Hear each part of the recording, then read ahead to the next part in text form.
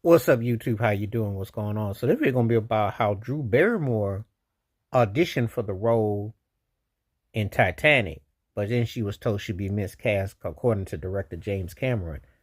You know, Drew Barrymore has a talk show host, and she's been around forever and a day. I mean, had a long career. Of course, if you were of a certain age in the time, you're gonna remember her from E.T. And when you make a movie that's a classic like that, you always kind of thinking, well, did you hit too soon? Because would you be in a situation kind of like Tatum O'Neal, Paper Moon, who won that Oscar, won all that, had that kind of big hit, but didn't really, it's hard to follow through. You have a decent career, but you never hit the heights again. Or do you have a challenging role like Jodie Foster, like you go from a Bugsy Malone to a taxi driver? Because acting and being a female, it could be the same thing for a dude, but for a female, it's even trickier because you get typecast and it's hard to get off of those roles. Now, she was told she'd have been miscast. I think when you say miscast, you don't really have the chemistry with Leonardo DiCaprio, which Kate Winslet did have. They really did make those characters believable.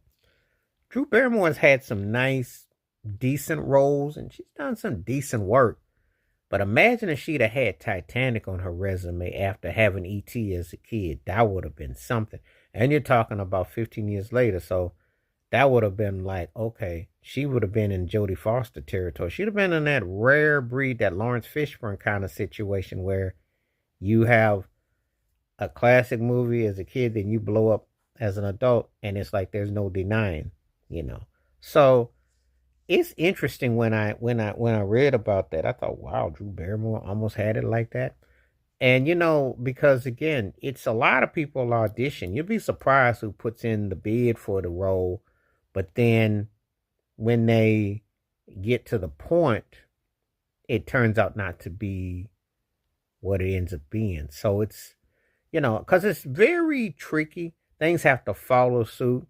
They always watching film. They always trying to see who works best, who's going to hit, who's not.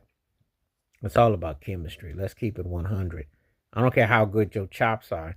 If you don't connect with who you're co-starring with, we can't make no money. We don't have no budget. And audiences is fun. And they do test screens to see stuff. So would it have been something for her to be in this movie? Yeah, if she'd have pulled it off.